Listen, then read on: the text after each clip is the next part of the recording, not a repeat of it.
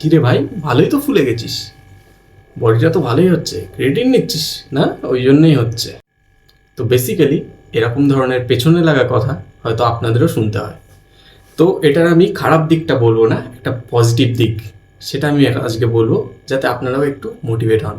তো বেশি সায়েন্টিফিক ওয়েতে ব্যাখ্যা করবো না, জাস্ট একটা রাফ আপনাদের ধারণা দিচ্ছি যে ক্রিয়েটিনের একটা খুবই ভালো কাজ আছে, যেটা কি ক্রিয়েটিন মাসেলে জল হোল্ড করে।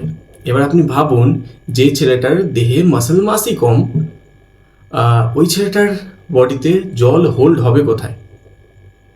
তো এটা ভাবুন, যে ছেলেটা ক্রিয়েটিন নিয়ে একটু পাম্পড আপ দেখতে লাগছে, তাকে হ্যাঁ সুন্দর বডিটা লাগছে, তার পেছনে ওর খাটনিটাও আছে, সে মাসেলটা গেইন করেছে, তারপরে ক্রিয়েটিন ইউজ করার পরে হ্যাঁ তাকে পাম্পড আপ লাগছে, খুব সুন্দর লাগছে, ভালো লাগছে, এইটুকুই। এটা নিয়ে এত বড় কিছু করে বলার চাপ নেই। আর যারা ইউজ করছো ঠিক আছে, খুব ভালো ওয়েতে ইউজ করো, মিস ইউজ করো না কোনো সাপ্লিমেন্টই।